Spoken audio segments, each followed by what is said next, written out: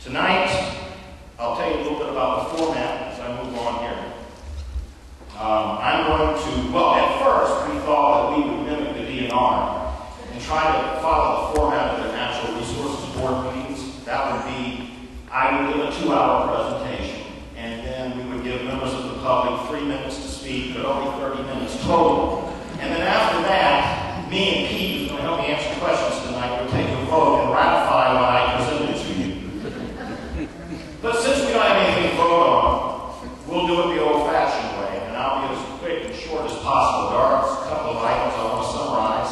We'll get to NR 115. And then the Oneida County Assistant Zoning Director, Pete Weather, will come up and help answer questions. We'll take questions on anything. I imagine with the new shoreland rule pending, a lot of you will have questions about your own property, and that's fine. Pete can answer those technical questions better than I will be able to.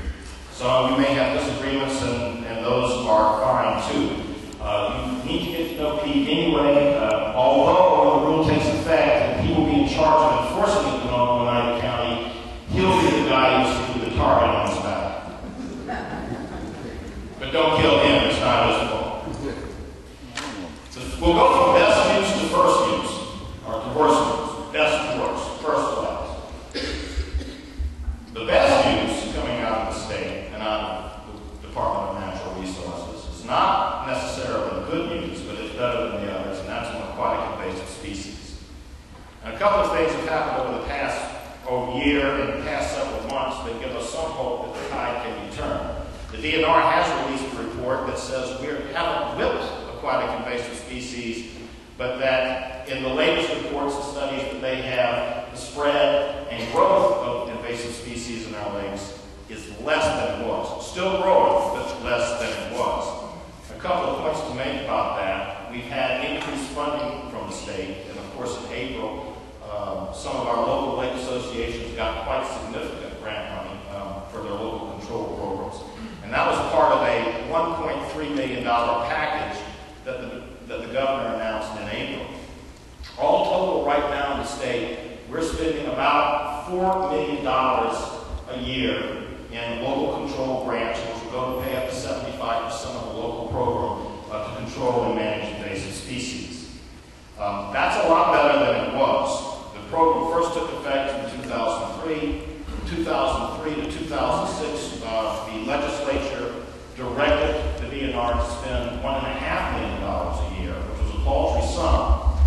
But then in 2006, we found out something peculiar, or at least the Legislative Fiscal Bureau did. Turns out the DNR hadn't been spending $1.5 million, even though the legislature told them to.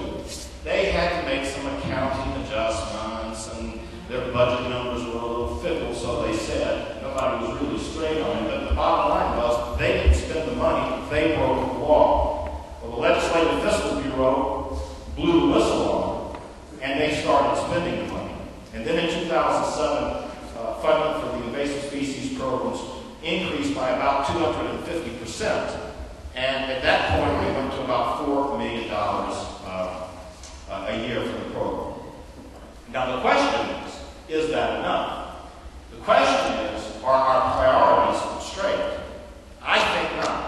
I don't think they're straight when you consider what other states are doing, and I don't think we're doing enough when you consider what else we're doing within the Department of Natural Resources. All total, since the program's inception in 2000, or in 2003, I think, we've spent about $10 million, maybe $11 million, 12 or 13 this year's included. By contrast, the state of Florida spends $20 million a year to control aquatic invasive species.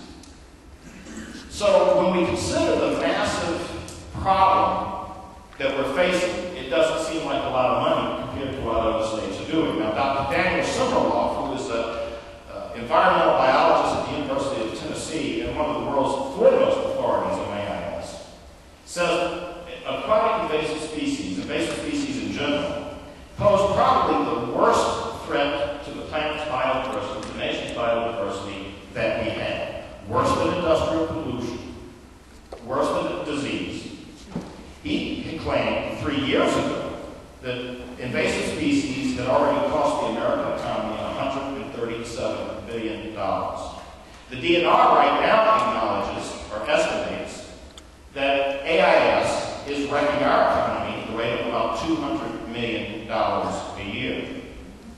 So with that kind of economic impact, and with the kind of habitat impact that AIS is causing, Similov, in his study, said that of 1,880 species now on the endangered species list, absolutely half are caused by invasive species, either acting alone or in agency with another force. So it's imperative that we act, and yet we spent $10 million in 7 years. $10 million when the state of Florida is spending $20 million, and other states are spending more. $10 million total, and only $4 million a year, when yet, even though we're in tough times, this year, $86 million in bonding authority